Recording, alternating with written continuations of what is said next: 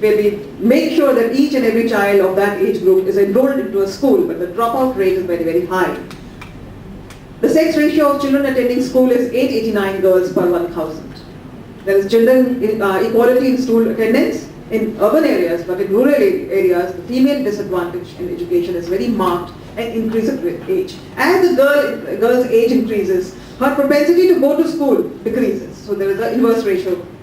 Age-appropriate school attendance is lower than any school attendance for both boys and girls. However, boys and girls who are in school are about equally likely to be in age-inappropriate class. If they are of 10 years or 12 years of age, they will not be in a class corresponding to their age, but they would be in a lower class because of this.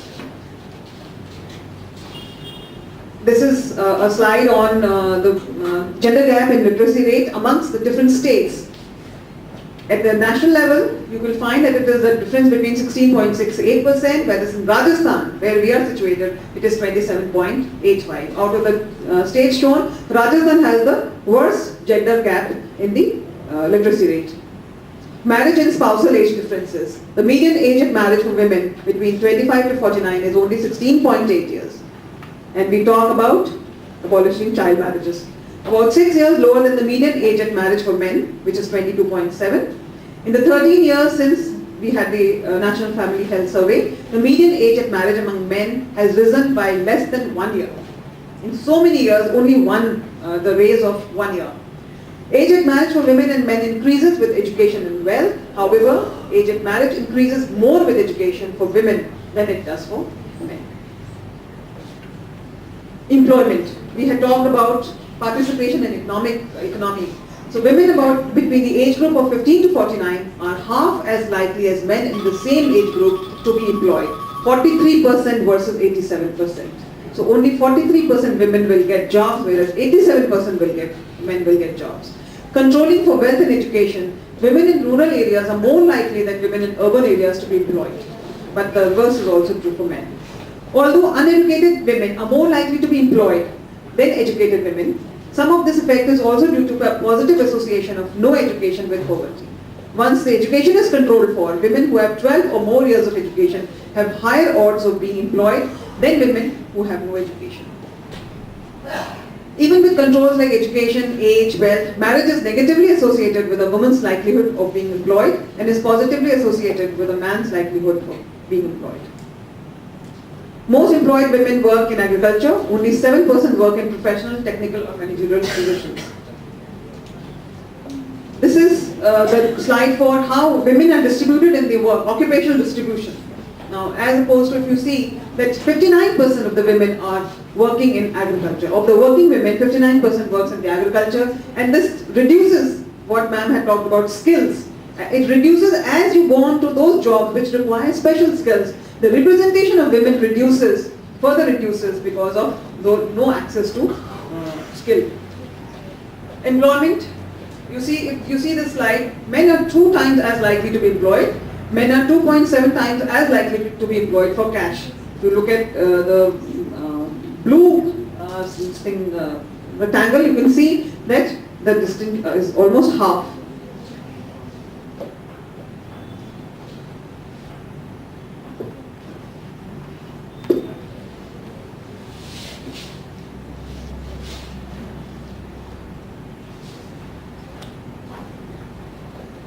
These are some of the sectors. If you see, agriculture, we've already said that women are overrepresented in agriculture. If you look at formal sector, only 4% of female labor force versus 10% for men, and 62% are employed within the public sector, making them more vulnerable to the effects of disinvestment in the state-owned enterprises. If you look at manufacturing sector, the household manufacturing sector, a traditionally female source of employment, has female employment rates fall from 4.6 to 3.5%. And decline is matched by increase in female labor in informal sector, which again is a place where some kinds of exploitation and discrimination is found in the informal sector. Education, employment or wealth do not ensure that women have money that they control. They may be working, but what happens to their money? Do they have control over their own money? So percentage of women aged 15 to 49 who have money which they can decide how to use belong to the highest quintile. 55% are employed for cash, 12 years of education, 60%. If you look at media exposure, women are less likely than men to have at least weekly exposure to television, 55% versus 63%. Within the radio also, 29% versus 44%. And newspapers and magazines, 23% versus 53%. That can be corroborated with the fact that the literacy level amongst women is less. Overall, 35% of women have no regular exposure to these forms of media compared with 18% of men. And all our propaganda about the development programs is being marketed through media.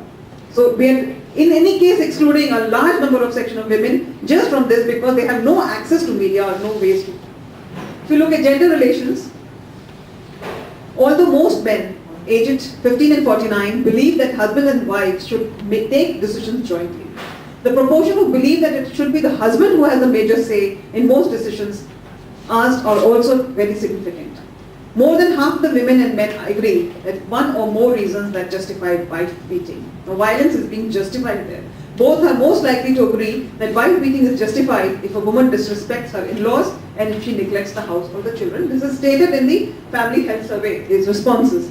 More than half of women agree with one or more reasons for wife beating in 19 states and more than half of men do so in 15 states.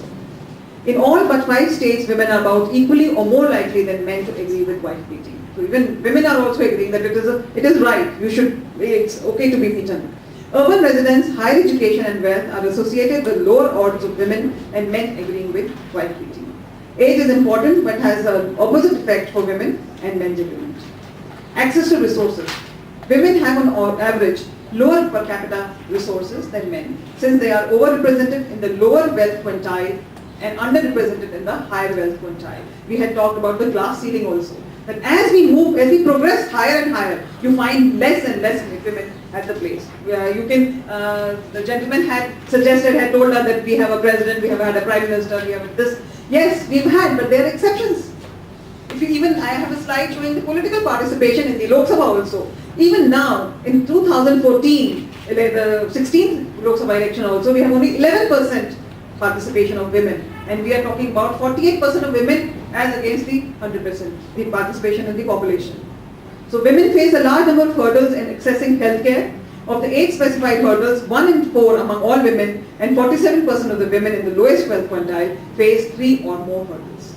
It is not only one hurdle, but it is multiplied and multiplied. Women's freedom of movement is severely curtailed. Only 1 in 3 are allowed to go alone to the market, the health center, and outside the community. Among children too, an examination of sex ratio shows that boys are more likely than girls to be growing up in wealthier households. A majority of women do not have any money of their own that they can use as they wish. This proportion is lowest at about 1 in 4 for women in the highest wealth quintile who are working for cash. Less than 1 in 6 women have a bank or a savings account that they can use. Kerala, Delhi and Goa are the only states where more than 1 in 4 women have a bank or savings account. Imagine it. You can see only 1 in 4 women, again 25% of women have bank or savings account which they can use. If you look at control over women's earnings as reported by currently married women and men, women's report about their own earnings. They are saying 15% that only mainly the husband uses it, whereas 57% says husband and wife jointly, only 24% say only the wife uses her own earnings. So this is her control over her own resources. We talk about that more and more women should come in employment. But even if she comes in employment, the decisions are being taken by somebody else. She is excluded from the decision making.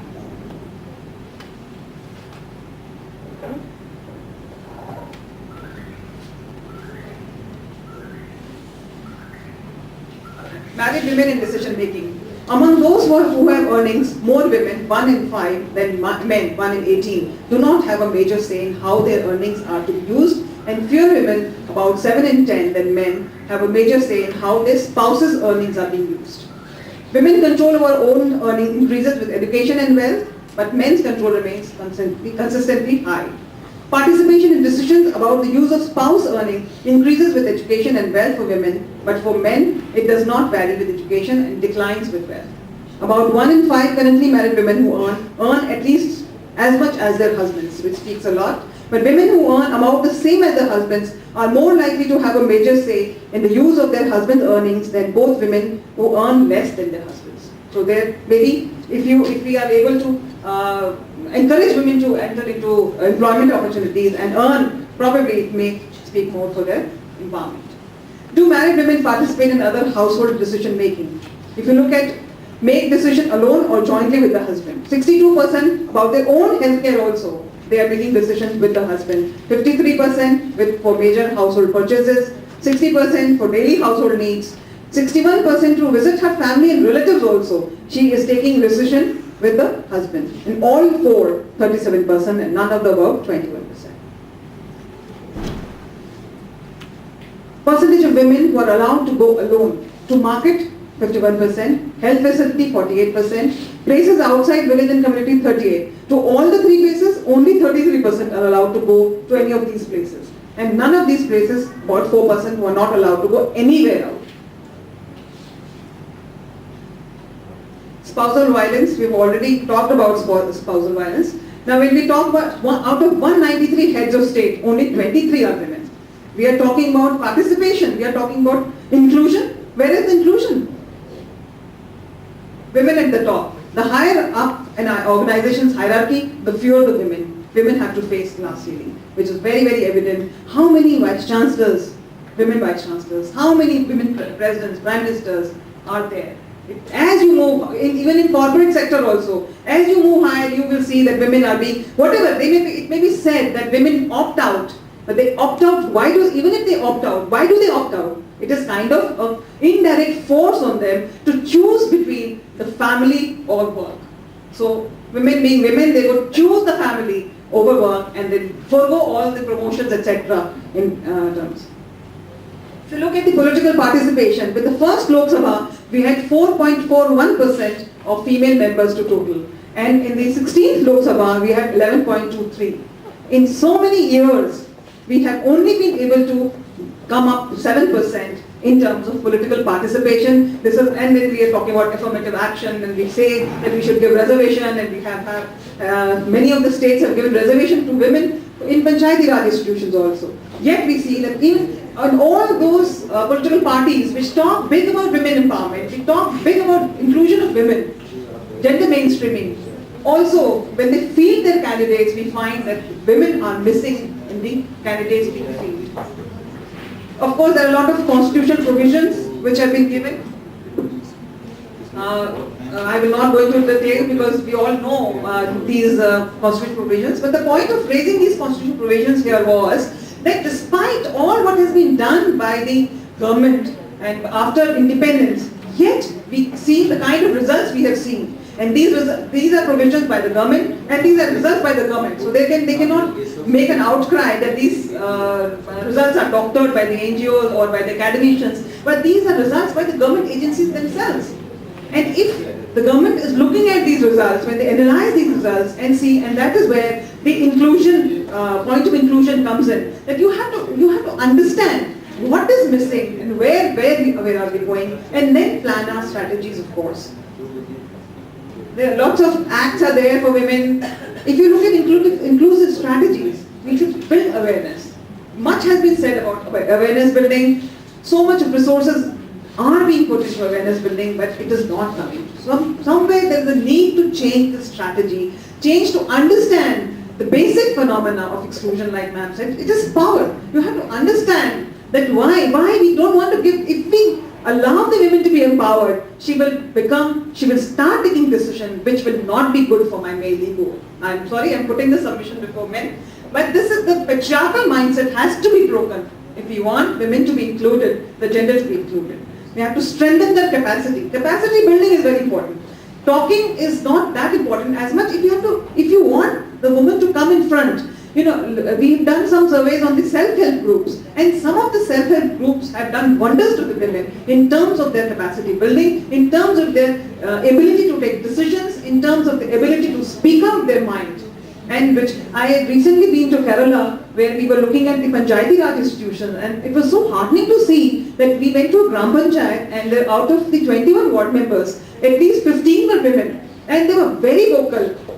Though, again, there also I encountered the same thing in all the years of the Gram Panchayat elections. Only once the Sarpanch has been a woman. Despite Kerala, is a very highly literate and a matriarchal society. Very strong women are there. Yet only one woman has become the Sarpanch in so many years. When the question was raised to the Sarpanch there, he said no, that time also when she became the Sarpanch, it was because the post was to be given to the woman. It was under the reservation, so she became. Otherwise they do not allow women. Now if you think of a state like Rajasthan, where patriarchy is very, very dominating, then how do we think that women will come into the fore? But fortunately for us, the reservation for women in the Panchayati Raj institution has borne some fruits to us, and I'm sure Professor Asha Kaushik will bear this out for me.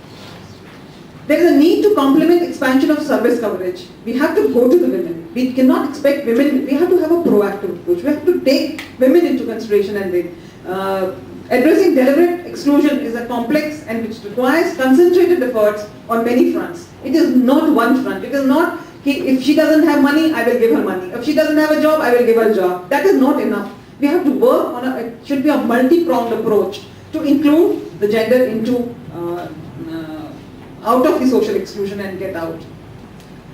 I just read a quote by Jawaharlal Nehru from Discovery of India. He says, in India, we must aim at equality. That does not mean and cannot mean that everybody is physically or intellectually or spiritually equal or can be made so. But it does mean equal opportunities for all and no political, economic or social barrier.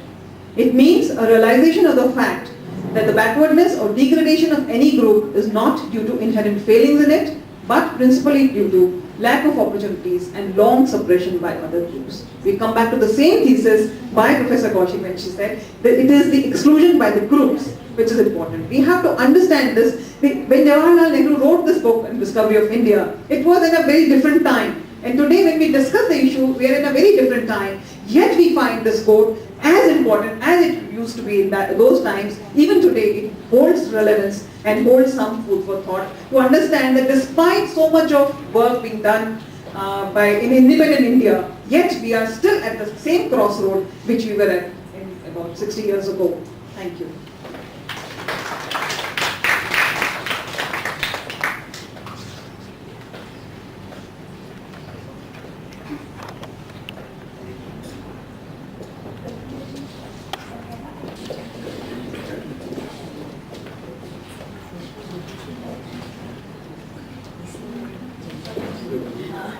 Friends, now we will proceed to oral presentation, but before that I would like to take a minute or two complimenting two scholars, Madam Asha Kaushik, advancing what Rajiv had said in the morning session.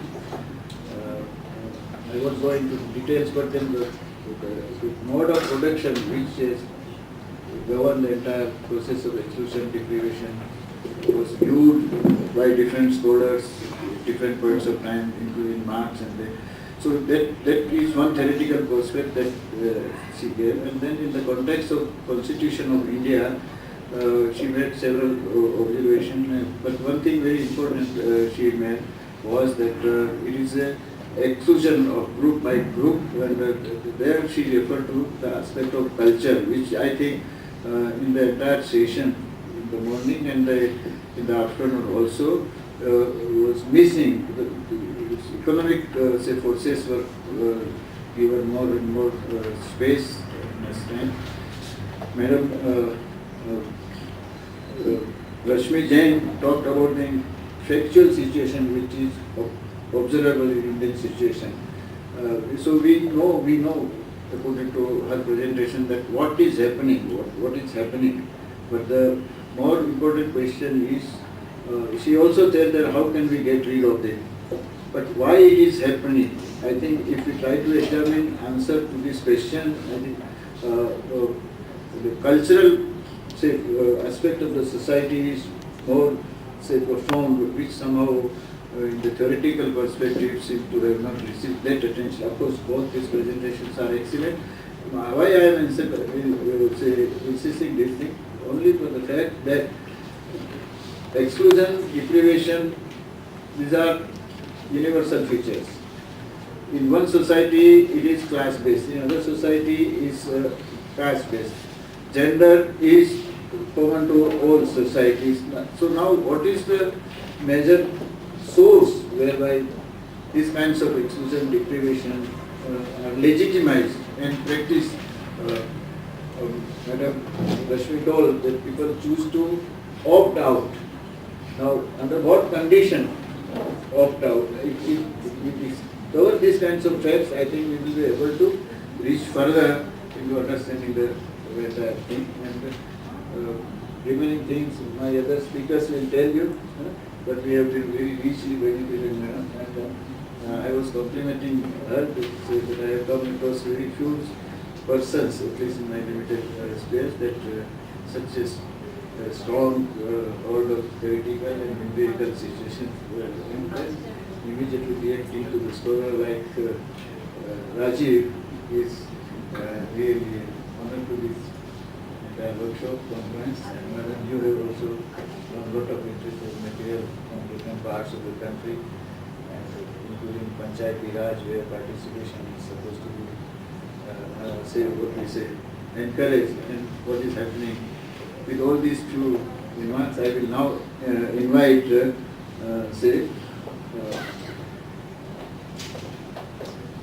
चंदा हसन हैं present? आपको madam अभी मैं मतलब My topic here today is rape, women's movement, women's studies. It's like coming from the background what has been happening since the morning today. This I would like to say, I'm just going to present this brief treatise on rape in the background of 2 class sessions we had in Foundation Women's Studies class. Now, in a response to all that, we need something to strategize on. And incidentally, in IIS University, we have compulsory foundation classes for 6 semesters for women's studies. Unless until the foundation classes are compulsory, the students would not attend. And it is not gender studies, it is women's studies. It is women's studies named politically by women's movement. It so happened in 2012, December, there was this rape of Nirbhaya. And the media was all agog with it. And that's how the issue tiptoed into the women's studies class in the beginning of January 2013. Even though we have been classes, in the beginning when we had classes, Professor Asha Kaushik was there, she had come, and she knows we hardly had any books. There were no books. There were books published, but we had not really got them over here. And since then we have like 3 racks full of books, so there has been a lot of studies. Women's studies is the study of the structure from underprivileged existence. And it is politically named women's studies. It is, and only the women's studies students know that women's movement exists.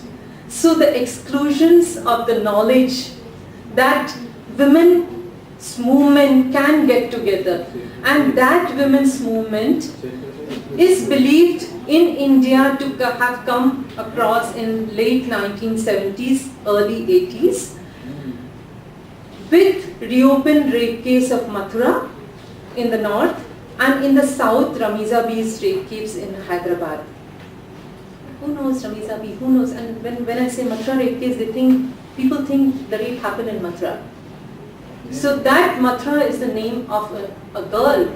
And incidentally, the Supreme Court's judgment, whoever wishes to stay is there on the net. Everything is available on the net today. So, but it was only because the media played up so much about an individual rape that the issue tiptoed in the class, and we had a lot of discussions about it, and my paper is based on those discussions. So it has a lot of exclusions. I am not addressing rape of men by men. It's like I am not addressing the caste rapes, but what we discussed, only what we discussed in the Foundation Women's Studies class with the 6th semester students in 2013 January. So women's movement started, as I said, that's what we discussed in the class, that is how, if women's movement is late 70s, women all over India, it's like, it's amazing. And there is this workshop going on, and they have in IS University for dramatic workshop, and they have chosen the subject of rape. I told them, if you do not address women's movement, I am not going to come to see the play. If you do not address women's movement who have taken up, which came into existence in India with the issue of rape, then I don't want to see your play. If we do not talk about strategies, what the women are, it's not just I and you, it's women all over India coming together. And just by reopening a rape case, that rape happened once upon a time, and there were 4 judges, they sent an open letter, gave out an open letter, that the judgment was wrong. And the Supreme Court it's like Mathura lost the case. Why? She had a boyfriend, so she cannot be raped. That's what the Supreme Court said. Supreme Court accepted the defense lawyers' views. So what we said is, okay, the girls were absolutely devastated with what was happening because it was a student who was raped, a girl like them. That is why so many people came together, and they were kind of wanting to know what they can do to change the systems. So they had to know that there was this women's movement and we can collectively make a change. And the women movement drastically demanded changes in the legal existence. So legally, how do we have rights? Do we keep being victims? And we talked about the rapes, the rapes which the women's movement addressed, and they were the rapes done by the authority, landlord rapes of women wage slaves, wives of male wage slaves, police rapes included the armed and security forces, excesses committed by ruling class and government servants, mass rapes, these were and mostly was of tribals and Adivasi women, and there were mass rapes and there were individual rapes of one woman, one person committing rape on one woman, or a gang rape committing on one woman. So women's movement in late 70s addressed police rapes as they considered them safe. Imagine, even women's movement could address, because culturally it's so difficult to take up cases inside the 4 walls. So when it's done in custody, they thought it safer to address that rape. Women's movements since early 20th century have demanded that legal definition of crimes related to sexual invasions of women's bodies be widened, including family and marital rapes and rape of prostitutes. Feminist movements internationally focused on rape, firstly because sexual assault is the ugliest and most brutal expression of masculine violence. Secondly, rape reveals a great deal about social relations of reproduction of a child, but making a child get her cultural social identities is social reproduction. Thirdly, women's bodies represent the community. Clothes are not responsible for rapes, but othering is. In Manipur 2003, women walked naked in front of Assam Rifles with a banner which said, "Come rape us." It got the world to take notice of the rapes happening in that space since India came into existence. Mostly men in Assam Rifles are from Rajasthan and South, who do not think of women in Northeast as their own, thus easy to rape. Army in West Pakistan was taught to rape women in East Pakistan when people of East Pakistan revolted in 1971. Same religion, same country.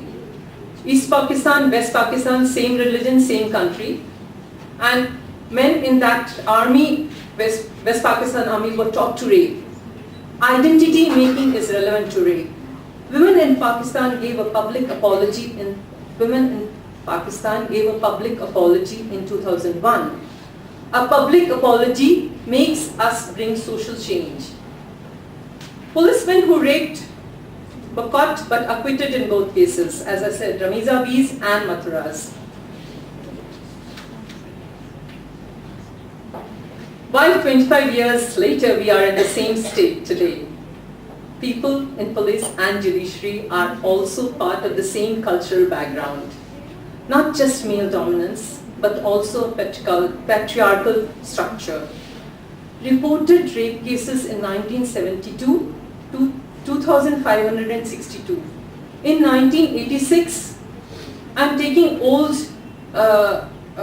statistics because we were talking about women's movement and what they did and what they said.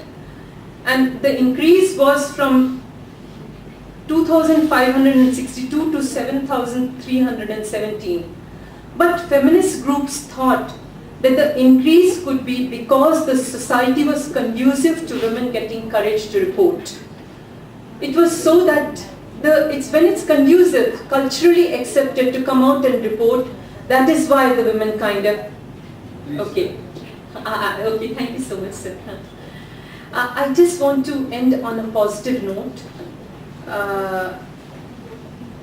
Rape is not the culture for women in Kashipur, Orissa, Adivasi struggle against bauxite mining. They got to know about the concept from outsiders. They are not looked at as sex objects by men in their society. I wanted to close on this optimistic note of having a society possible where there is no concept of rape. Thank you so much. My topic is distance education and social inclusion. Education is considered to be a powerful instrument of social change and is important for reconstruction of the society. Today's generation is faced with the reality of personal insignificance and inequality of opportunities. Equality of opportunity and outcome has to be achieved, which means everyone should end up equal regardless of his/her circumstances. A large number of students seek access to higher education but cannot become a part of face-to-face instruction due to varied factors. Distance education plays an important role in social inclusion through its outreach programs. It has its roots in providing access to education to geographically isolated people, people from lower socio-economic strata, people with disabilities, apart from working populations, and provides an important pathway for social inclusion through flexible learning. The ideological aim of distance education is to bridge the gap between inequality and privilege in society. It is a new tool for social inclusion, but the problem with this tool is that it is evolving like traditional educational system and is resulting in a large number of dropouts. The reported reasons for non-completion are lengthy and difficult course content, content not relevant to professional development, loss of interest, and lack of proper access to information regarding assignments. Social and structural barriers exist for a large number of students from lower socio-economic strata in accessing digital material for learning and information. Sometimes the mode of delivery and use of technology proves to be exclusive for a large number of students. The multidimensional nature of educational disadvantage has to be acknowledged. Particular attention should be devoted to the digital and literacy divide, and adequate support systems have to be developed to cater to differential needs of students. Students from disadvantaged background need even more support. Extensive research is required to develop training pathways for vocational education and skill development. There has to be a proper link between distance education, employment, and productivity. This system can be used for enhancing skill-based learning through collaboration with the industrial world. There is a need to develop appropriate strategies for making distance education inclusive and providing learners with best possible learning experience, which makes them self-motivated and independent learners and enables them to participate in economic growth of the nation, as well as makes them socially active individuals. Thank you. Good afternoon, everyone. My name is Vaishali Gupta and I am from Economics Department. Well, my paper considers with that of Dr. Rashmi James, and the topic is Gender Inequality and Women Empowerment of India. Well, most of it is already covered by ma'am, so I will keep it very brief. Gender equality and women empowerment are important factors for social and economic development of a nation, as both of them are a critical element in achieving social and institutional change that leads to sustainable development with equity and growth. If we look at the Global Gender Gap Index introduced by World Economic Forum, which measures inequality between men and women in 4 critical areas. First is economic participation and opportunity, second is education attainment, third is political empowerment, and fourth is health and survival.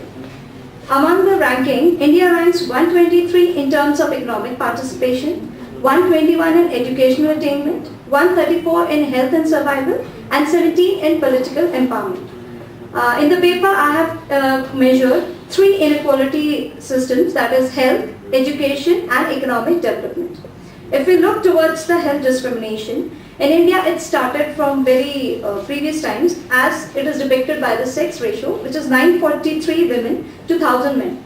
This is attributed to the cultural bias in favor of male children, social neglect of women and girls, and less access to nutrition and health, and a high maternal mortality rate.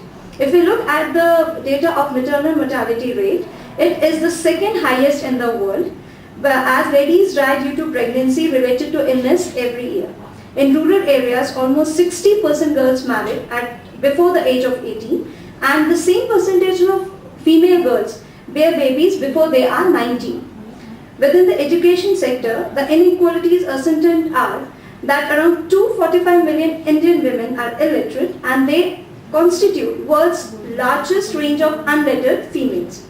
Female literacy rate is, if we look at the economic terms, it is 65% as compared to 83% among males, and the sex ratio of children attending school is 889 girls per 1000 boys. Enrollment and retention of females in education is low, and therefore the average years of schooling for girls is barely 1.2 years as compared to 3.5 years for boys.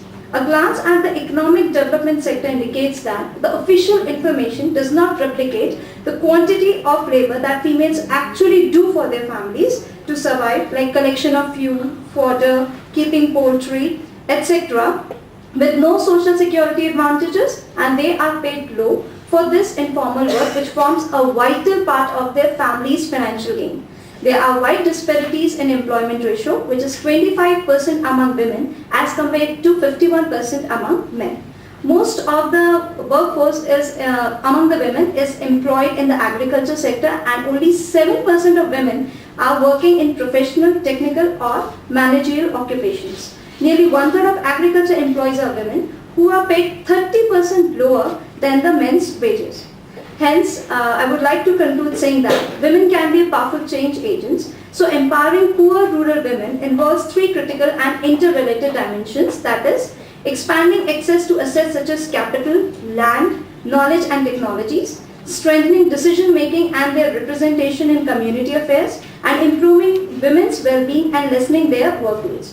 For reducing this gender gap, various programs have been introduced by the Indian governments, and the 12th five-year plan has also set up some of the programs for scaling up of skill development among women, so that they can rise from ancient skills to new skills that encourages women to get into employment requiring higher ability and skill sets. Strong grassroots women organizations, federations and cooperatives can provide women sustainable platform for advocacy and mutual empowerment. Thank you.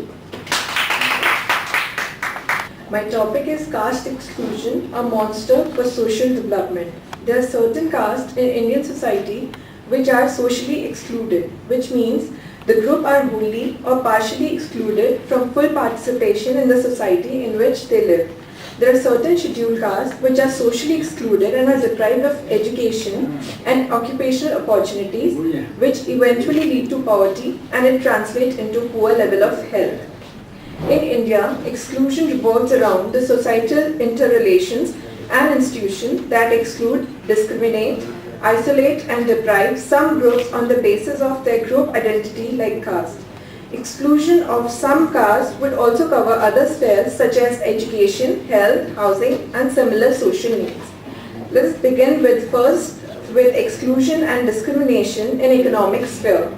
The economic discrimination operates mainly through various markets. The lower caste may experience discrimination in market and non-market transactions. Likely, discrimination in school education and in public and private health services have its impact on poverty.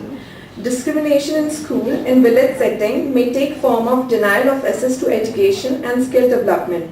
This may reduce the quality of human resource and reduce quality jobs and force them to fall back on low-earning manual wage labor in farming or non-farming activities. Discrimination in the sphere of public health service provider and private health provider may operate through denial of admission in the primary health centers. Lower access to public health services and private health services affect the health status, services and improper services leads to the dependence on private health service providers with expensive medical treatment. This results in borrowing money for treatment, high debt and ultimately affecting the income levels leading to poverty.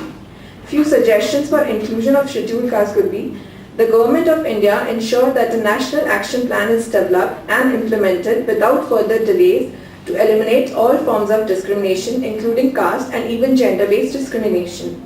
The Government of India should extend reservation measures to Dalits of all faiths including Dalit Christians, Muslims who are presently excluded from the reservation benefits. Thank you.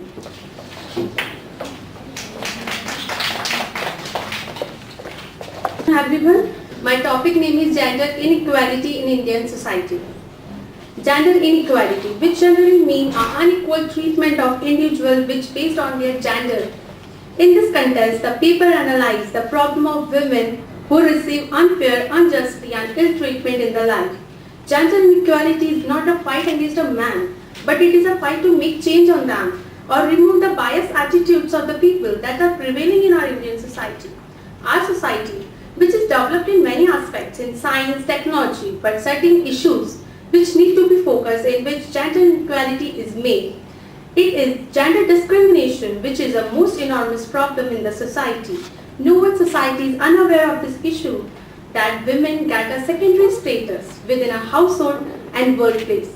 This dramatically put effect on the condition of the women.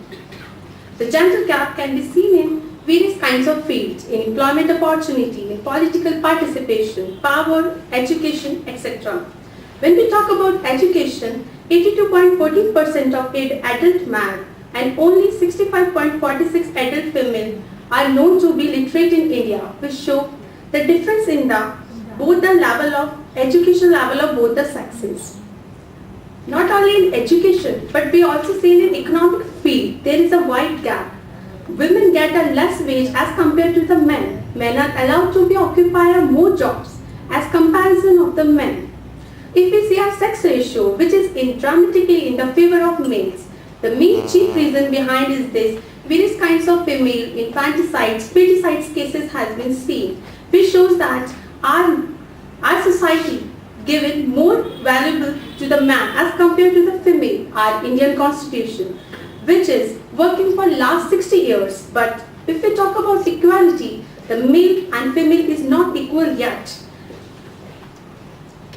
Now I'm talking about urban area, the condition of women were far better as compared to rural area, because in the rural area the condition of women is extremely very bad, where it believed that women are useful only to bear children and cooking.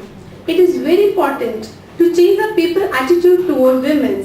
For the empowerment of women, there is need to change the mindsets of the people and various cultural norms that hold girls back and excluded. To come out with the gender problem, not only the women organizing themselves, but also to meet out various kinds of challenges and also society start to change their attitude and moving toward equality and support a girl education and provide a women equal opportunity like man, which help to raise the standard of the women, and it is for the development of society. Thank you. My topic is caste-based exclusion in Indian society. Caste system is the major feature of Indian society. It is not only reflects in social life of Indian people, but also economic and political behavior of people are governed by the caste system. Caste is the identity of a person in Hindu society. Castes are identified in a hierarchical order. At the top are usually Brahmins and the Shudras on the last.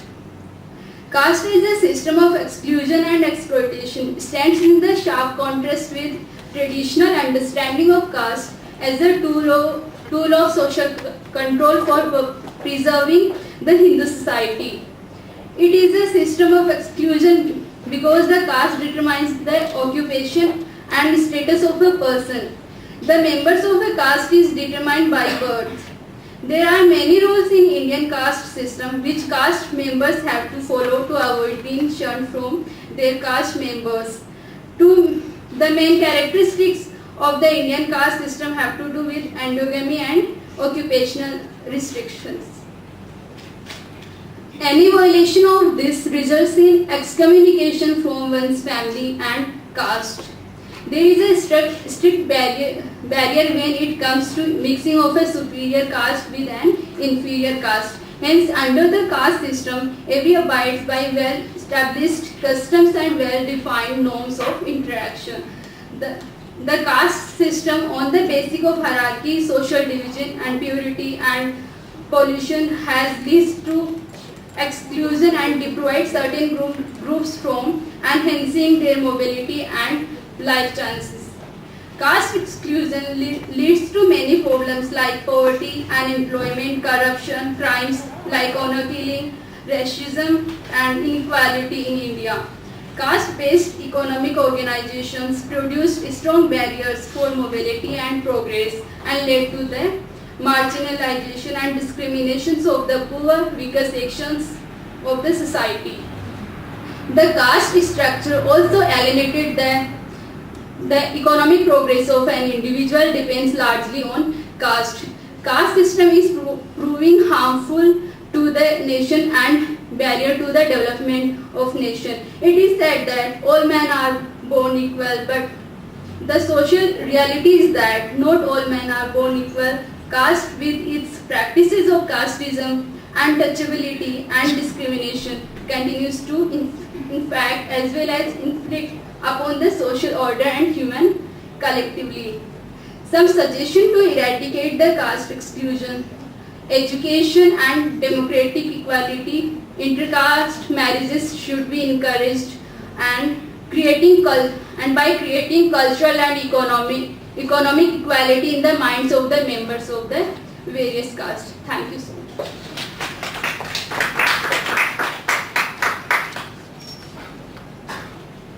Brinda Chauhan.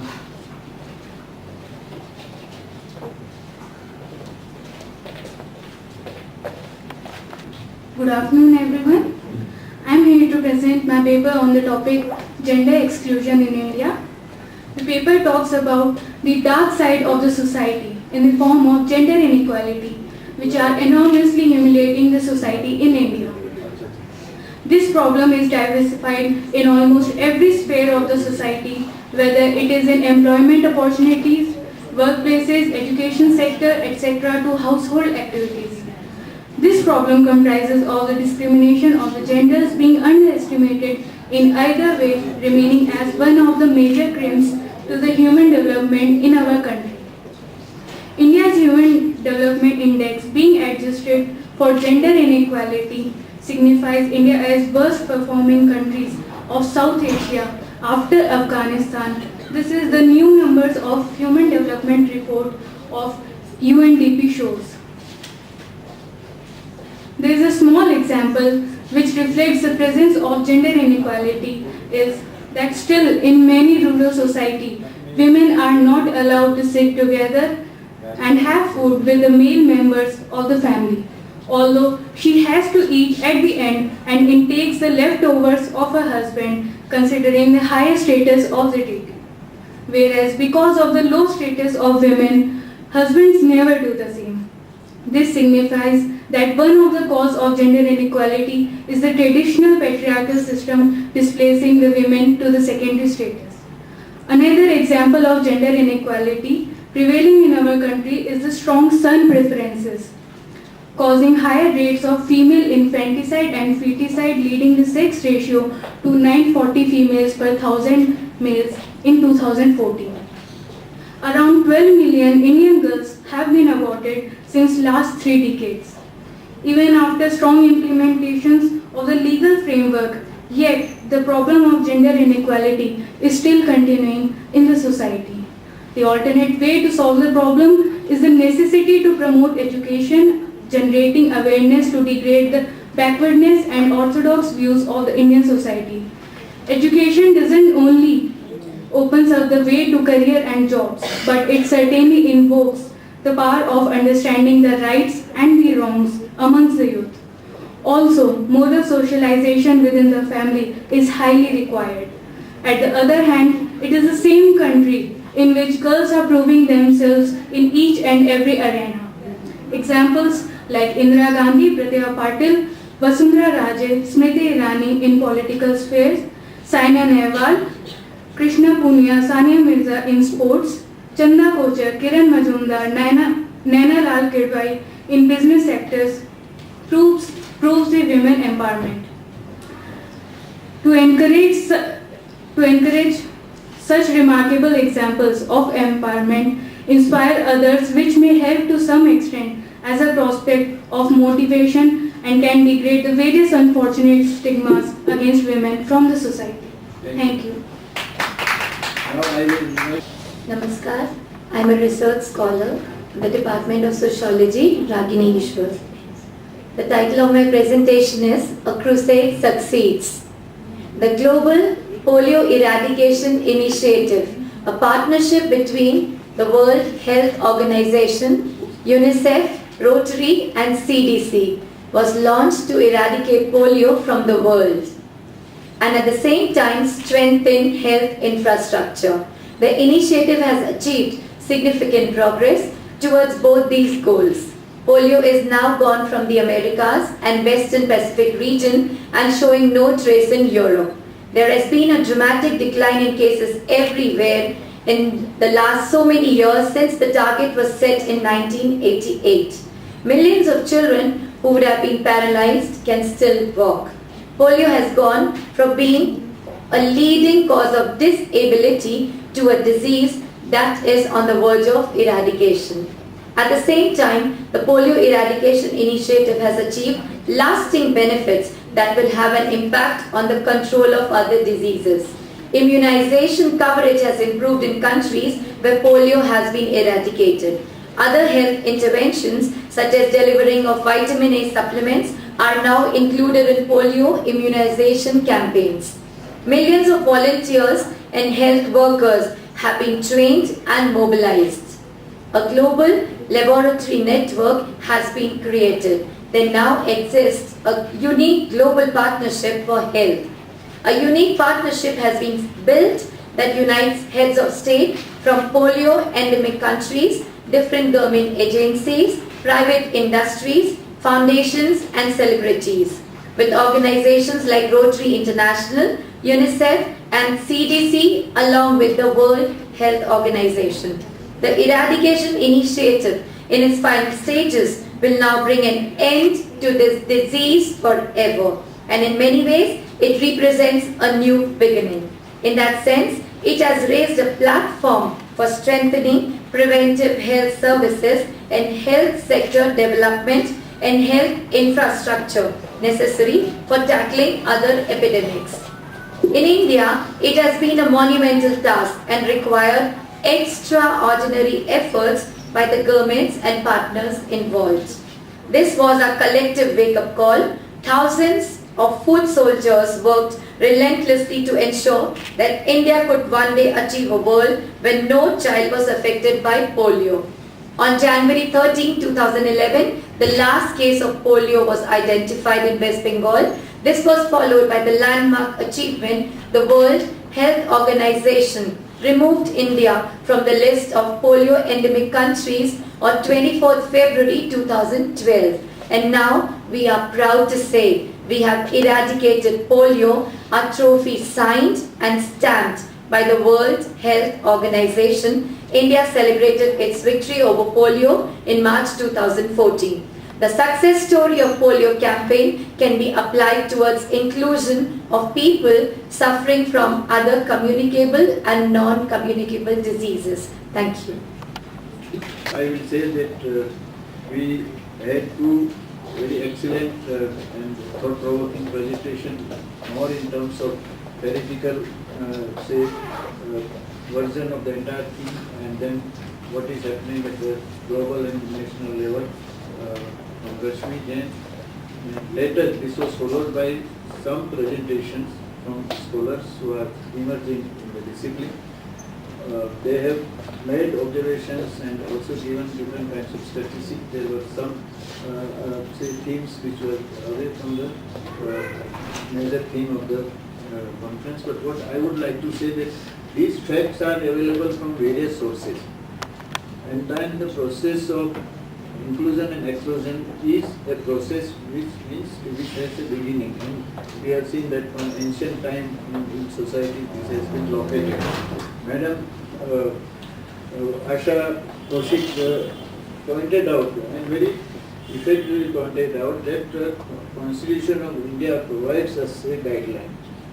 Now this process, whether or not some later presentation also refer to the Constitution. Now tell us, on the strength of your new studies, empirical studies based on realities, that who are those who are successful cases in terms of entering into decision making, and what are the socio-cultural strengths and weaknesses of this, because we are, say, what sociology does. Sociology tries to examine certain patterns which are uniform patterns and which are specific patterns, universal and specific patterns. Now, what kind of patterns are there? For example, she is studying, women in Panchayati Raj in Kerala. Kerala has its own cultural way of looking at that. Rajasthan also has what, in Rajasthan, she said that it has been more successful, although Rajasthan is more patriarchal and feudal arrangement like that. In Kerala there is a different kind. So what are the universal features whereby we can see that women and the gender inequalities are being overcome? And what are the specific? So then probably I.P. Desai raised years ago a question as to what is happening to the family. And then he came to an answer which we are using even today after 30 years. Suppose if we consider the case of a medicine which was invented, discovered 30 years ago, and it is supplied, it makes it to the patient today, you can know what will be the issue. So in social science, these are the processes. Society is not stagnant, and some patterns perpetuate, but those patterns require certain kinds of forces which support them. And certain forces, you see, Rubin Singh study modernization tradition, what does it say? Means traditions are there, but the traditions have adapted themselves to the changed circumstances in terms of time and space, and therefore these are surviving and character. So my just a humble suggestion to the emerging generation is, we are the persons of expiry date, we can go to the field, but when you go, some new questions should emerge here. This is happening, then why it is happening so? Fit, madam, Rajiv, aap, you can have advantage of say theoretical perspective available in the society, but you have to treat new facts observable in the society. With these few sentences, I declare this session closed. Okay. I think we are on time. Lest to forget, a token of our remembrance. I now request Professor Nisha Yadav to present a token of our appreciation to Professor Doshi.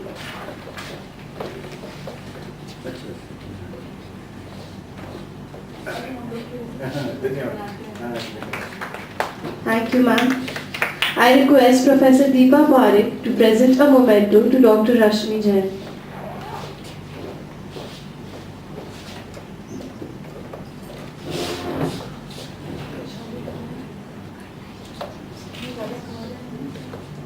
Thank you, ma'am.